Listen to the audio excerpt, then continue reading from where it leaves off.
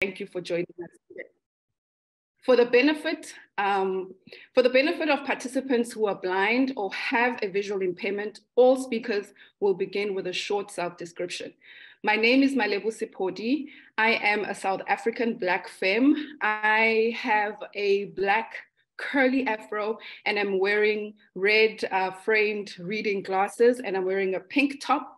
And I am your moderator for today's digital dialogue. Today, we are putting the spotlight on amplifying underrepresented voices. What would a gender equal approach to remote working look like? Although remote working is not a new phenomenon, the COVID-19 pandemic shifted the traditional place-based employment model in cities across the world virtually overnight. Mobile connectivity and digital infrastructure has allowed people to work from home, and some argue it has bolstered the working force within the growing gig economy. Remote work has been praised with many merits, such as increased productivity, greater employee happiness, improved work-life balance. You know, a 2021 LinkedIn study reveals that women are more likely to apply to remote positions despite the increased flexibility remote work can offer working women. An article published in Forbes raises concerns that the new hybrid workplace could turn some women into second-class employees. Now, the main argument of this article states that working remotely, you know, doesn't just offer women possibilities to find balance between their work life and their family duties, but it also comes at a cost. Women are still less likely to be promoted.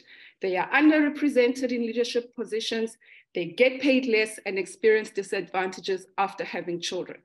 All of these factors, you know, may contribute to entrenching existing gender pay gaps. In terms of maintaining a healthy work-life balance, research emphasizes how women who work remotely are faced with different opportunities and challenges than men in these situations. The hidden taxes on women, and this is like a debate that happens in many countries. You know, these taxes that are hidden, they are a good example that illustrates gender differentiation and dynamics, particularly those working in countries of the global South. Now, to help us discuss these questions and more, we are delighted to welcome our panelists, Dr. Tendani Mulanga Chimboza, who is joining us from South Africa, and Dr. Prince Charles Dickson, who is joining us from Nigeria. So now each panelist will introduce us, they'll give us a brief description and their input for 7 minutes, and then we'll have some discussion and questions. So remember, what questions that you come up with, any comments, please do put them in the chat box and I'll be able to ask them to the panelists throughout the discussion. Tendani, welcome. I am looking forward to your perspective. Please don't forget your self-description. You may now unmute yourself and switch on your video. I look forward to carrying on this discussion with you. Thank you. Thank you, Malebo. So I am Dr. Tendani Chimboza.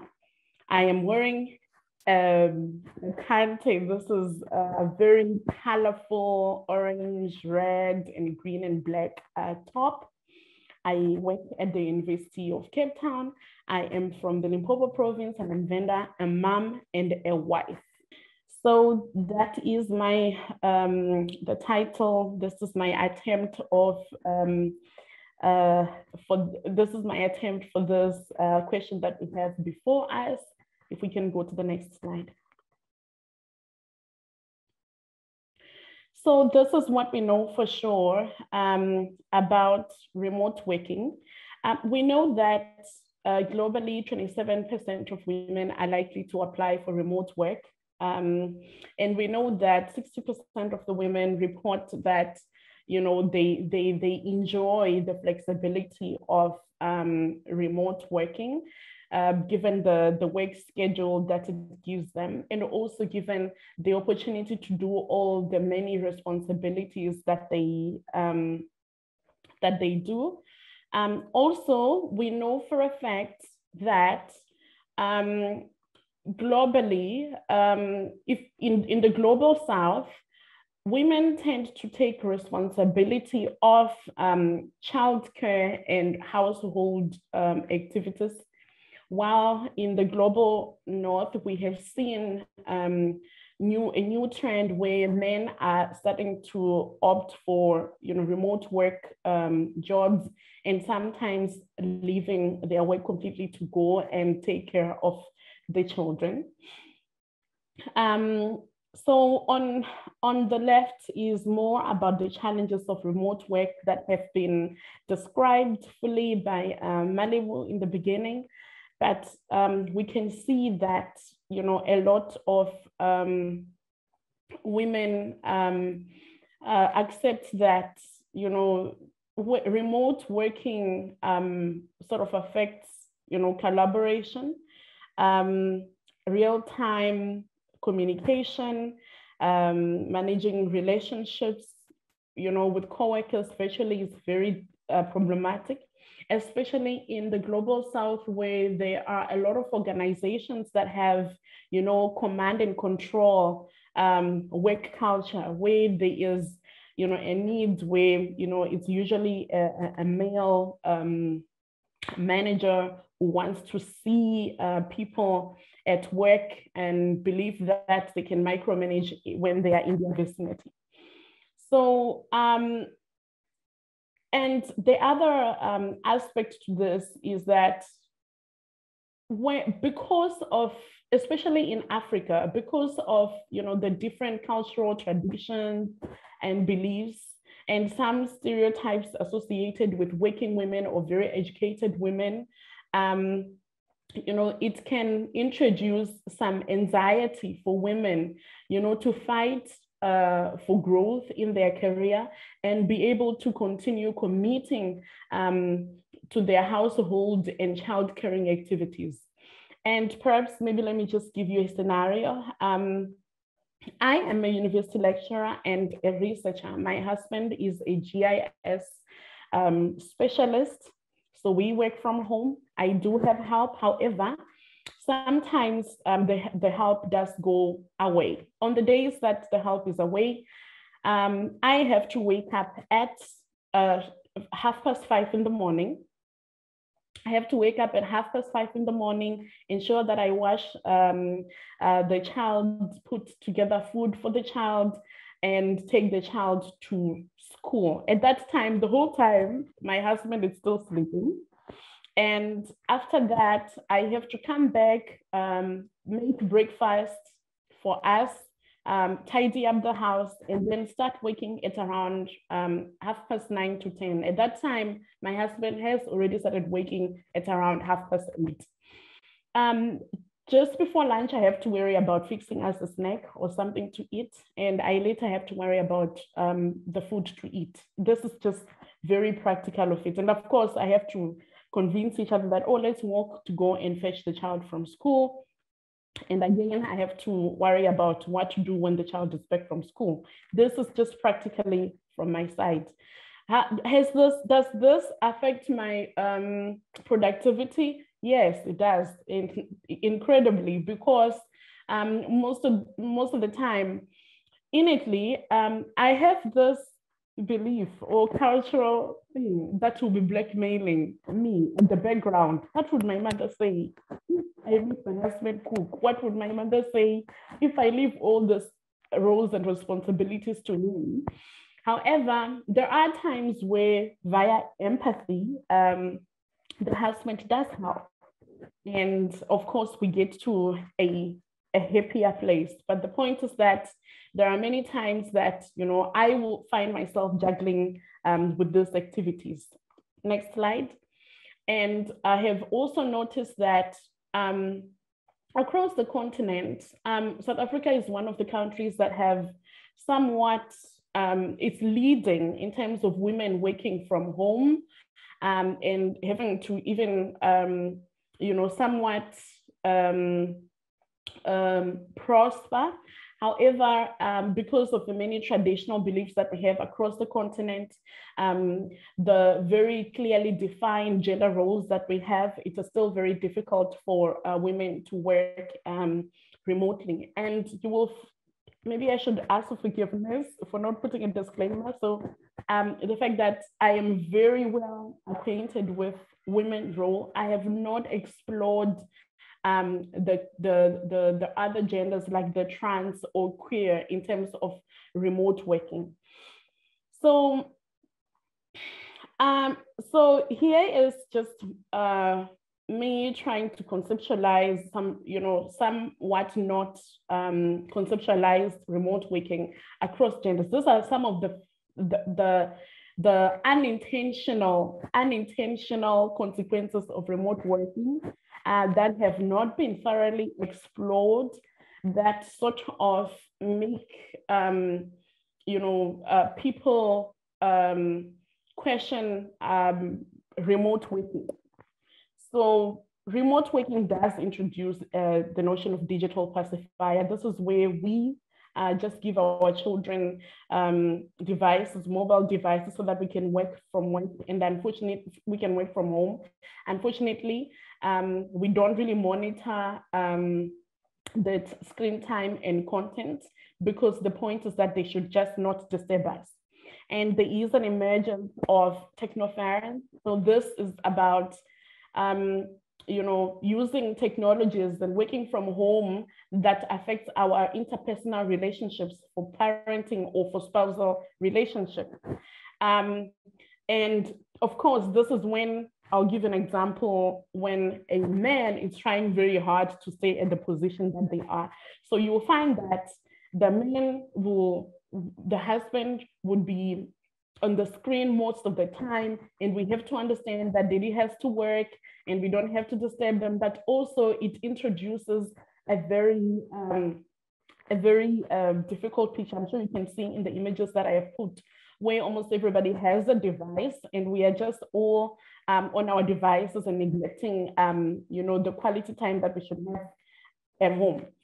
And then, of course, there are work-related information security compliance challenges, because it is not all the time that,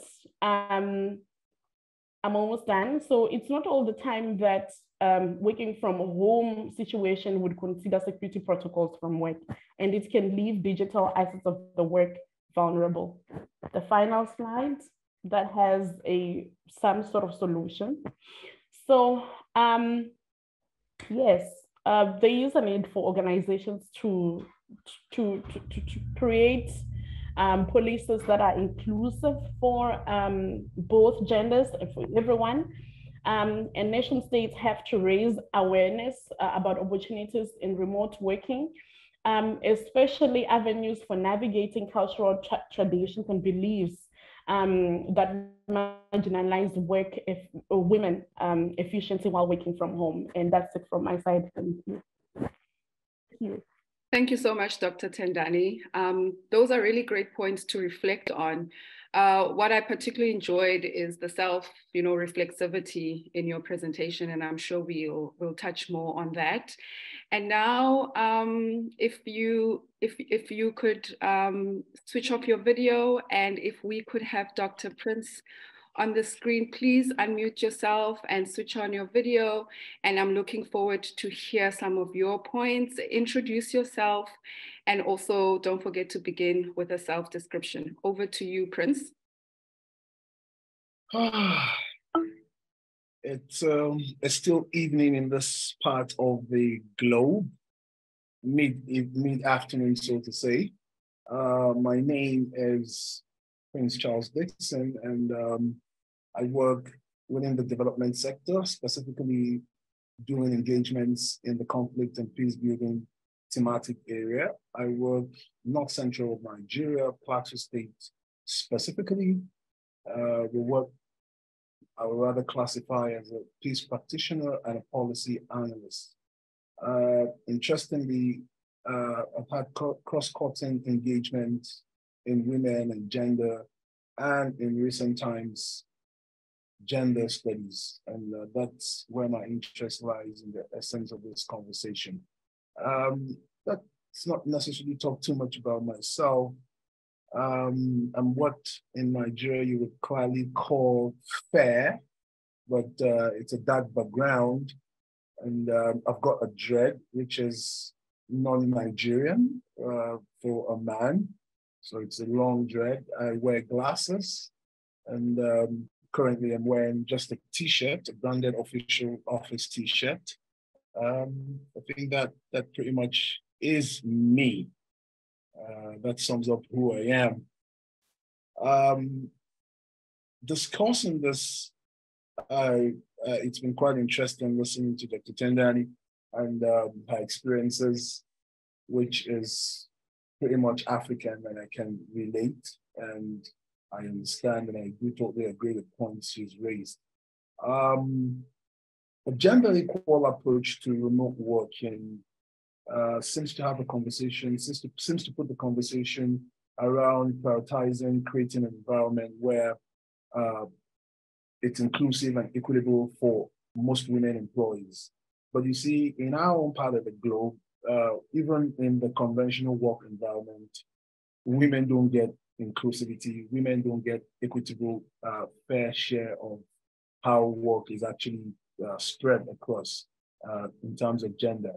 But again, in the context of this conversation, I think the key conversation for me is around when we say gender equal approach, like my colleague put it. First of all, I want to look at flexible working hours. The idea for remote working is to prioritize flexibility in working hours to accommodate the needs and the responsibilities of, in this case, women. But again, when you look at the context, caregiving, household responsibilities, it's tough for women already. It's like there's already a bus stop, there's already a hedge before we even start the conversation. And for women, it's difficult, especially, I would say, as a father, as a husband, there are African demands in terms of gender conversation. There are structural demands that make it even more difficult for women. So how do you, in remote work, allow for women to set their own schedules or provide options that, for example, reduces their hours or help them micromanage those hours? Another key factor is addressing issues in communication itself when we're talking about remote working, because I'm smiling as I say this, as the African woman would tend to talk a lot. And then you're asking remote working in terms of the existing bias in such communication issues, particularly around gender. How do we approach it? How do we prioritize addressing these biases, ensuring that women have equal opportunities to participate in, say, for example, meetings and other forms of communications that remote working has thrown at us? Another factor for me is trying to encourage or bring in perspective work-life balance. I've noticed from experience and from little research that remote working basically can blur lines, and it does blur lines between work and personal life. And this can be particularly challenging with women who have, for example, caregiving responsibilities, people who find it difficult naturally to prioritize work-life balance. Most would not know at what point to take a break, and taking those breaks and what it means to their general well-being. Again, I think in the introduction, Malebo spoke beautifully to that. I wouldn't be able to address the gender pay gap because remote working itself should be further in terms of, as we go, discuss the issue of pay equity, ensuring that women, regardless, get the same or fairly enough for the work they do. And this could, in fact, we've talked about this extensively, the need to have things like pay equity analysis, taking decisions that address gaps that are pretty much identified in terms of this. I say, speaking generally now, that remote work itself or remote working can be, for women and for all genders basically, have positive and of course negative effects. But on women in workforce, on one hand, I believe that remote work creates and provides greater flexibility and work-life balance. which particularly is important for women, beyond caregiving, just as women. But on the other hand, I think it could also escalate existing gender inequalities in workplace. Of course, particularly around the issue of pay, particularly again around the issue of career advancement, promotion, and conversations there. Let me put a stop here, and as we go, I would look extensively at caregiving responsibilities. I already see somebody in the box saying, did you hear me say African women talk a lot? I would probably say a few things on gender bias in communication and, of course, lack of access to resources. Thank you very much. Thank you, Prince, and thank you to that last note that you actually spoke on. I want to just have you for a second here before I bring in Tendani. So I want you to speak to that whole African women talk a lot and speak to it in terms of, you know, the stereotypes and the way that we think of women and how those fit in the roles and how those fit in the navigation of how we think about equity, particularly in the workplace. And it was Tendani who spoke about, you know, the traditional cultural structure usually mirror the way that people show up, particularly in African communities, right? And so when you use, you know, words like African women talk a lot, I'd like you to just clarify that a little bit in context of today's conversation. Now, in context of today's conversation, I would say very, very with a sense of high responsibility that it's intentional. And there are two sides of it. It helps me to and helps us to have conversation around breaking this gender biases in communication.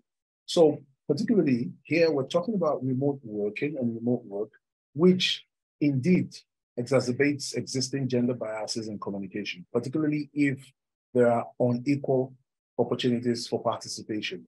Say, for example, in real-time meetings or virtual meetings or other forms of communication.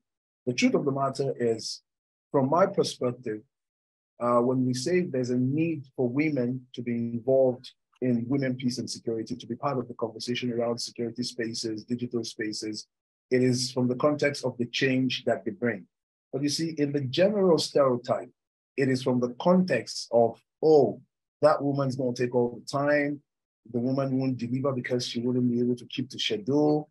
And so if we don't have conversations around ensuring equitable distribution in terms of not just pay in this case, in terms of not just communication, but regardless of the gender, having equal opportunities to have contributions, to have conversation, to have narratives had, to have women had, then of course, you would see that there's a lot of gap still waiting to be filled. I recall in her opening remarks, she had said something, Victor had said something to the effect that she also said to herself, what would my mother think? What would so these are biases that have stayed, and through the work we do with those we work with, we try consistently to reinforce it so that we can have the conversation around what is right and how can we look at it from the right perspective. Okay. Thank you so much, Prince. I think we'll delve more into that.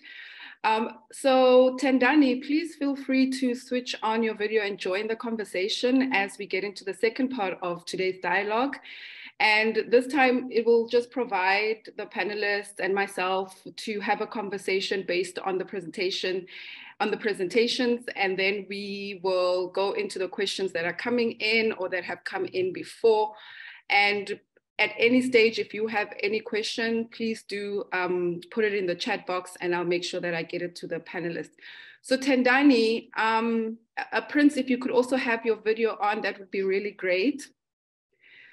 So, you know, when we talk about these gender equal approaches to remote work, so you spoke about the challenges and opportunities that present themselves remote work. But when we talk about within the workplace itself, do you think there are any changes, particularly with what Prince has said? And what I do like about, I forgot to say, what I do like about this part of the conversation is that many times we work in silos in our different industries, in our different disciplines. So these kind of dialogues assist us to have interdisciplinary conversations and have, cross intersectional conversations. So with regards to Prince's points, what are the major challenges that still prevent us from, achieving equity? Things like promotion in the workplace, things like leadership opportunities in the workplace, things like policies, that do, favor the marginalized genders in the workplace. And if you have anything particular that Prince said that has kind of sparked your interest and you want to ask him a question or speak to that, please feel free. Thank you very much. So I am going to choose not to catch feelings from African women talk a lot. So I'm just going to say that I'm going to say it is true. It has been a liberating function of African women. I think I am finding myself here as a Black woman academic because women talked. So with regards to the promotion in the workplace, I'm very practical. So in most, you will remember during COVID when we were working, most of us, I had to apologize all the time because I felt that, oh no, I'm beginning a meeting and Tadiwa is gonna run here and. So I had to apologize in advance. Promotion, well, it is interesting because majority of us here, or I work in the IT industry. So in the slides that I have, in the notes, I had to do like a little background, desktop research. And it was interesting to see that women are unattractive, especially for highly technical jobs, because they require them to be present for a long time. And women are said not to be able to be flexible because they bear the brunt of majority of the activities in the home. But that sounds cliche, right? Okay, let's break it down. So if there is traveling involved, research shows that an organization will choose an unmarried man or a man altogether, because there is this idea that a woman will raise that, oh, can we move it to this time, or can we move it to, so the organization has to feel that they have to sacrifice to work around women's time. While on the men's side, it's just a matter of finding, when is the next available time. And because at home, again, African women cannot, fight the fact that, oh no, but we have karate on Saturday. Why are you leaving? I would just have to accept that, it is just what it is. Lady has to go and work for us. So those are some of the practical challenges that, we have to overcome.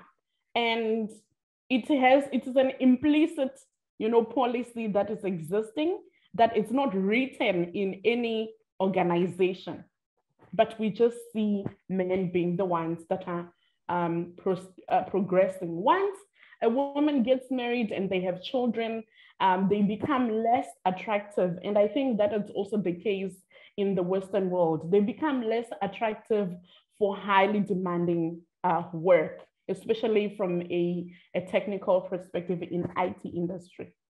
I hope I have answered you. Thank you so much, Tendani. And I'd like to keep you here just to address something that has come up due to Dr. Prince's statement. And when I did pose the question to Dr. Prince, is that, we do have stereotypes, and we need to be able to create safe spaces when we have conversations like this. And especially when we invite men, there needs to be a lot of reflexivity in the terms of languages that we use and in the terms of the stereotypes that continue to be perpetuated. And I would like to take the moment just to apologize to our members today who have joined us, to the audience, for any triggers that have occurred and if the space has not been safe enough. And so with that said, we have some conversation that's happening within the chat box. And I want to read it out so that maybe Tendani, you could help us here. And I will also just like, just to get a directive from our host as well in terms of how do we continue, because I personally was triggered as well by that statement. So I want to read the comments so that, because these are important, I think it's important for us to see these dynamics play out. And I feel like they are triggering and we do need to address them. And if it was according to me, I would ask Dr. Prince to kind of excuse himself from the conversation, but I will wait for the host to give us a headway on that. I'm sorry, Malebo. I am so sorry. I know it's not in the program, but I need to ask something very quickly. And I don't know if now I'm going to be falling under the bus as well, but I want to understand the other side of it. Né? If we are to twist it and look at the other suffering of men for having to commit to cultural tradition and not I'll give you an example, right? My husband would not stand in the kitchen, right? If my family members from Venda are there, solely because they would say, oh no, you cannot do this, you're a man, and. What about that discussion? Like Prince, is that what you were referring to? Are you referring to the fact that women talk a lot and it downplays the man's voice? Is that where it's coming from? Maybe he can just clarify us there, because this is supposed to be a safe space, yes, but at the same time, we have to have difficult conversations. Yeah, just hold on to that. I want to read the comments so that we do make this as participatory as possible, just so that we hear what our audience are saying about this. So we have a comment that says, I actually think that African women talk a lot should really be digged in as a theme of this. What happens in remote work, in Zoom conferences, when an African woman opens the mic?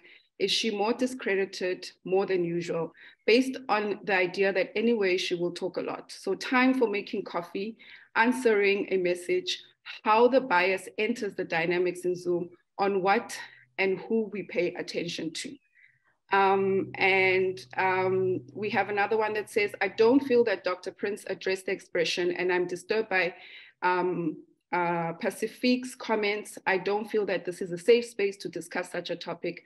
Therefore, I am leaving. So maybe let me throw it back to you, Prince. Would you like to speak to that, especially with what Dr. Tendani has also said? And I think this moment is an important moment because, as Tendani has also put it forward in her presentation, that there are a lot of cultural norms that a lot of African women from marginalized societies, have to deal with in terms of internal oppression, have to deal with.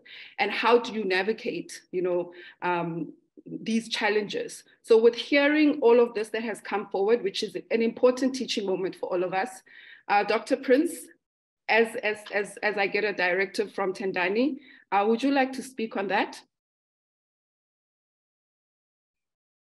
Just unmute yourself.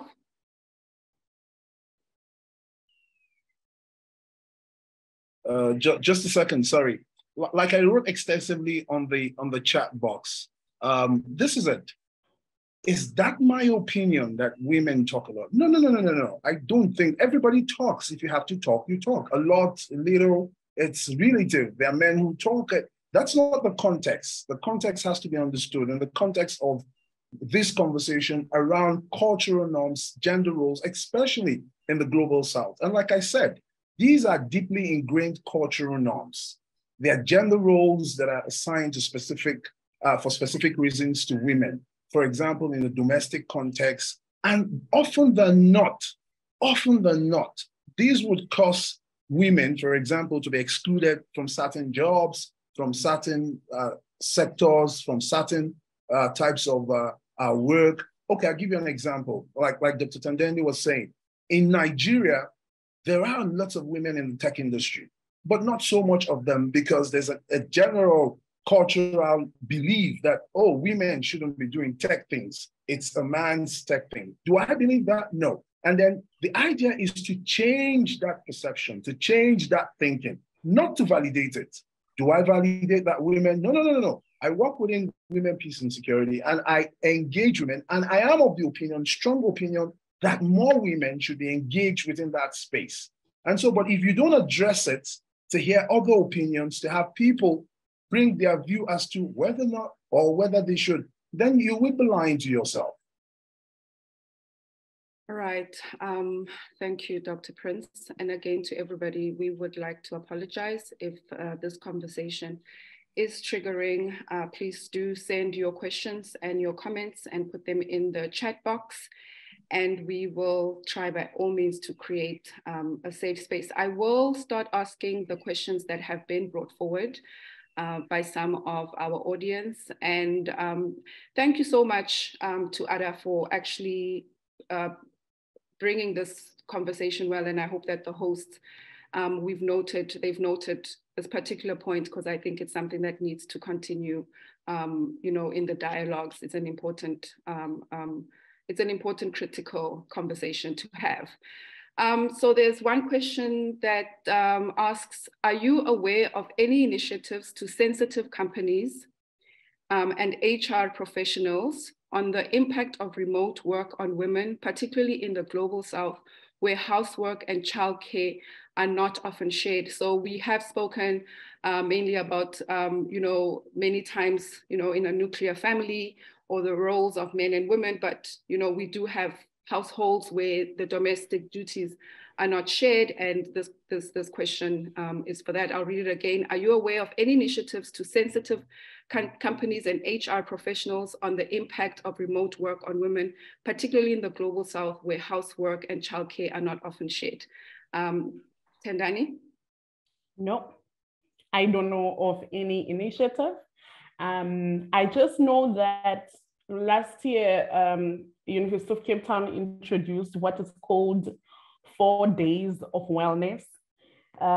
This was because there was like a 2-minute revolt where people were saying the university is not understanding the pain that we have to go through juggling between hybrid lecturing when the technology falls apart and the students are bombarding you with emails. So the stress related to that triggered a lot of people to start, just being passive, literally just doing that which needs to be done. And the university introduced 4 days of wellness.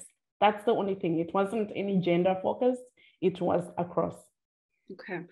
And I will just link that question to another one that has just come up here. It says, I've lost it now. Oh yeah, so Zetu Lubisi says, this is an interesting topic and it's linked to my current study.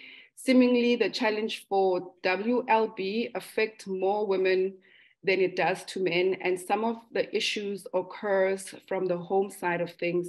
How can that be improved to ensure equity in the working environment? What policies could be implemented to ensure equal opportunities for all? Dr. Prince, do you want to tackle that one? I lost you for a second. Okay, so this, it's in the chat box. It's by Zetu Lubisi. This is an interesting topic, and it's linked to my current study. Seemingly, the challenges for WLB affect more women than it does to men, and some of the issues occurs from the home side of things. How can that be improved to ensure equity in the working environment? What policies could be implemented to ensure equal opportunities for all? Somehow, again, it drags us back again. You find out in the home front. Again, I know it's pretty much sensitive, but again, we still have to touch some of these issues in the context of the home front. Let me say this by looking at the last question, which actually interloops into this.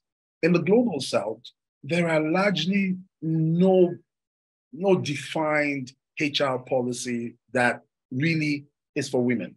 So like you had in South Africa where you had wellness. In Nigeria, what the government did over the last few 1-2 years was to say men can now go on maternity leave. So when your wife has a baby or she's about to have a baby, you can also be on break to help her.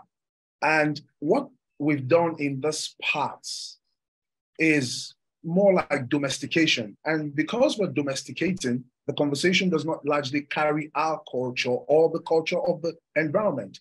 The ILO, for example, the International Labour Organization, had a toolkit that I think, if I'm correct, was developed post-COVID, which was more like a guidance on addressing disproportionate impact of work, especially remote work on women. Now, the question would be for me, were African women, were global South countries, nations taken into cognizance while that kit was being developed? I know there's a policy brief also on gender impacts remote work for women. But you see, again, some of the cultural nuisances are left hanging, are not talked about. And so when it comes to practical terms, the woman is still, I mean, like Dr. Tendani was talking about things like promotion, things like having spaces that where her equity as a person would not be stamped on. So you find out that it's a delicate rope to tread.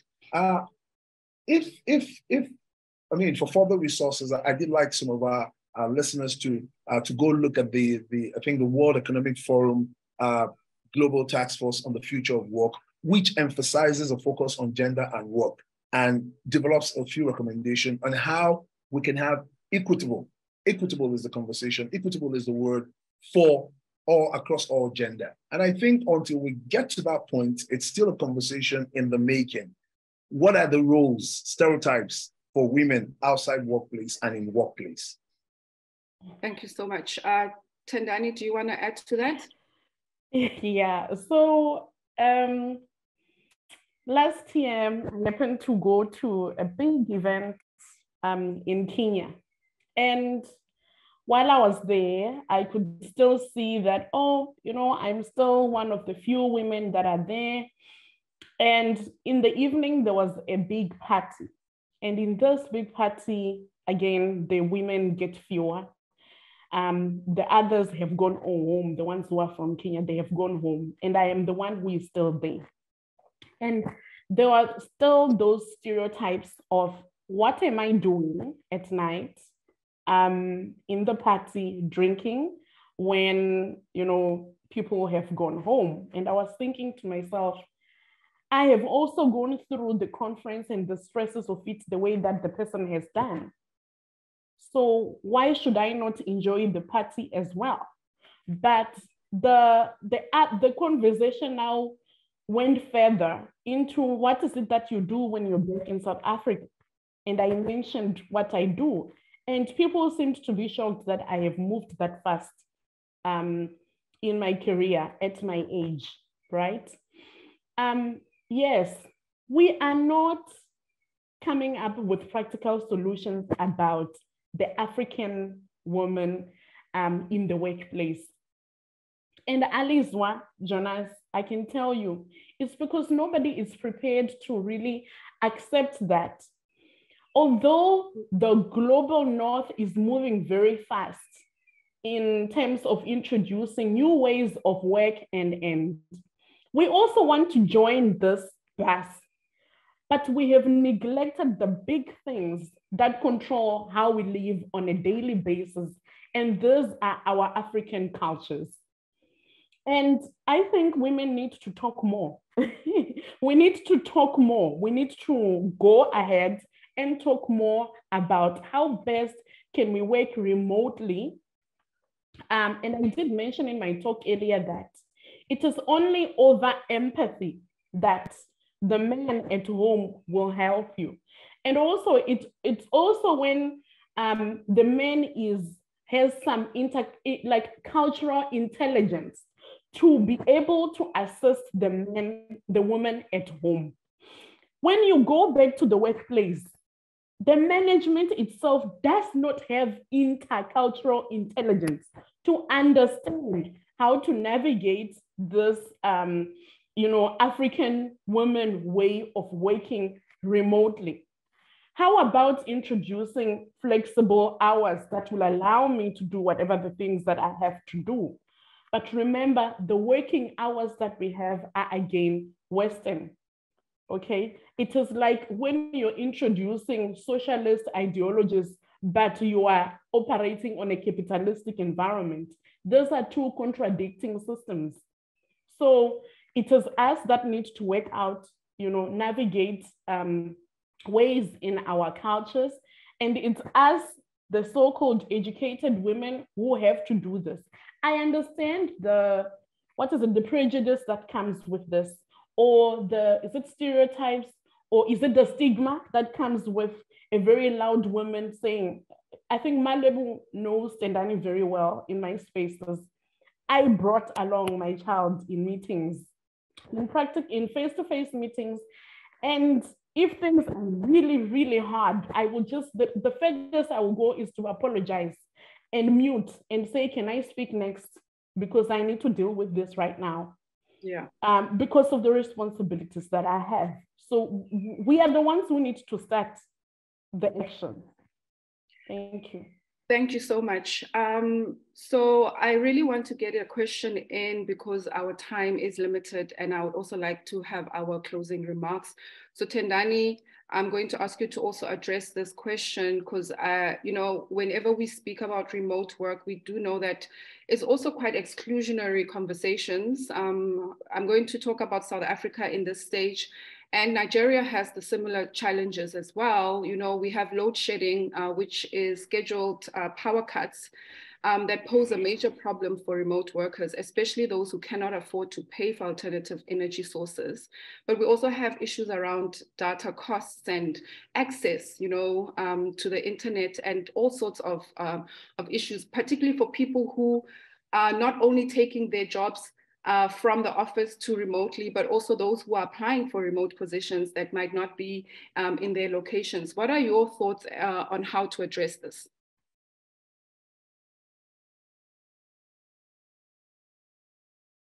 And we have like 10 minutes left. So if you could just, in 1 minute, Tendani. Load shedding, right? Load shedding means that we now have to learn how to manage our times very well. Load shedding also means that in addition to the many things that we are dealing with, it is interesting when you're working with people in Australia because they don't understand what's going on. You have to explain that I might not meet the deadline because of this and this and that. And of course, it just affects the infrastructure altogether. And people joke about it, but it's not a joke that, it's affecting our economy. It's just making us go downwards as life goes on. I think that's all I can say about load shedding. I don't know. It's challenging to navigate remote working without electricity. That's it. Thank you. And Prince, do you want to speak to that? Yeah, I largely want to agree with Dr. Tendani. It just tells you. It also, again, now you look at this conversation, and let me add a little bit of dynamism to it. To a whole lot of people, if you stay in the global north, even the word load shedding you begin to ask, what are you shedding? What's load shedding? You have neighborhoods, these are large industrial neighborhoods, work cities where you only get electricity maybe 2 hours a day, 3 hours a day, or 1 day in 3 days. And you can imagine, let's say a classic example is I'm having this conversation from a part of Nigeria where there's load shedding at this hour. So if I don't have access to alternative power, I can't be part of this conversation. You won't change the time, and we wouldn't have. It's cut off. So you find out that some of these things are in their very essence dynamic to probably a set of a perspective, a set of culture, a set of people. And if we keep shying away from it, if we keep running away from it, let me end by a personal experience. So I was opportune to go to some part of Nigeria, and I think the video even went viral. And we were discussing with a group of farmers who were introduced to solar power energy. And they just asked those who brought it to come carry the solar panels, that that the solar panels were responsible for the low yield, that they don't know what those solar panels were doing. You can imagine that level of ignorance. Yes, on one hand, level of ignorance, but on the other hand, no one's explaining climate change to them. No one is explaining the essence of those solar panels and how it can help in terms of their production, their farming, and all that. These are dynamics, but same for South Africa, same for Nigeria, and loads of parts of Africa. Thank you so much, Prince. And I'd like to just give us some great thoughts by one of our audience members, Alizwa Jonas, who has said, this is a meaningful conversation. I truly respect the fact that as a society, we are well aware of the cultural household demands that African women bear, but I don't think we have yet reached a conclusion on the practical ways and solutions that workplaces can implement to ensuring and promoting gender equity in remote working places. And many of the conversations and the debates that have come up today have clearly showed that there's a lot of work to do. And this is an important conversation for us to continue having. And I hope that the next dialogues will continue, allowing us for this critical engagement. So before we close off, I personally want to thank Tendani and Prince for, it was an important and uncomfortable conversation. And I do think that we will have, these kind of challenges in a conversation like this, particularly based on, our backgrounds and currently what we see happening in the world. Short, half a second closing statement from you, Prince. And please do consider as well your role today in the debate. A very quick one would be, first and foremost, I did like to say that without any excuses, loads of apologies for sensitivities touched. I'm African, and sometimes we need to be understood. Context will vary. That much I can assure. But there were no intentions, whether covertly, intently, or otherwise, to make this an unsafe space. I believe that this should be an inclusive space, irrespective of our thoughts, perspectives, opinions, and that has always been my take. No intention to cause harm, and of course, I want to thank those who, of course, brought this to the fore and who will continue the engagement. I'm happy hearing you repeatedly say these are conversations that will keep going and on and on. And let me say this, making my final, in addition to my final remarks, we can't run away from some of those conversations. In the global South, the place of education with the girl child, how it still pans out, the place of isolation and burnout for women, how do we tackle it? How do we prioritize it? The place of lack of access itself to resources, how does it pan out and how do we tackle it? As much as these are tough topics, I think, and I do agree, the context is how we plan the words we use, of course, do matter, and the ability to show empathy when making some of those conversations is also equally important. And I dare say thank you to everyone.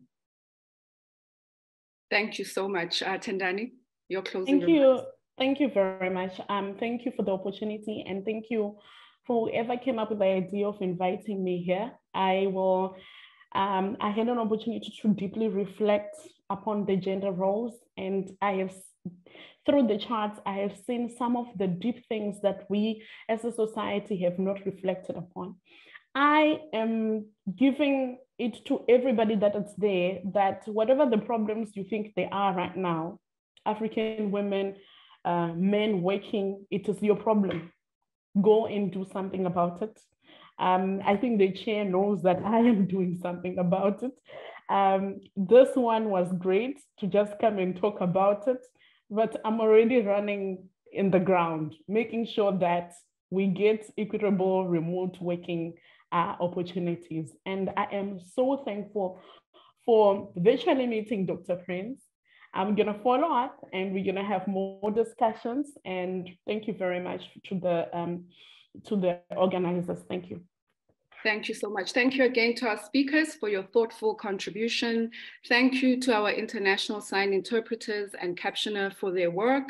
And finally, thanks to our audience for joining us today and your great question. And again, I apologize for any triggers that may have occurred. And we thank the two speakers for addressing the issues, and we continue to address these issues as we go on. To access previous dialogues, all of them are available as videos and audio on the Centre's YouTube and podcast channel. Ryan will share the links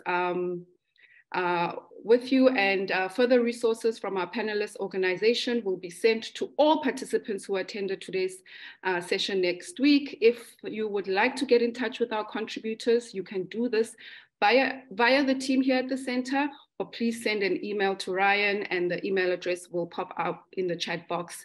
And lastly, we would appreciate for you to participate in our evaluation poll. Before leaving the call, it would be great if you could spare one more minute to tell us how you found today's session. And Ryan will also add a link to that. That would be extremely important, particularly for the uncomfortable and the challenging parts of the conversation. This helps us shape future conversations to be had with this dialogue. Again, my name is Malebo Sephodi, and it's been great being the moderator today. There's plenty to unpack. I hope that we can do so, in the resources that I mentioned, and I look forward to engaging with you, Dr. Prince, and see you soon, Tendani. Nice to see you. Bye-bye, everybody. Thank you so much to everybody who made this possible. Bye.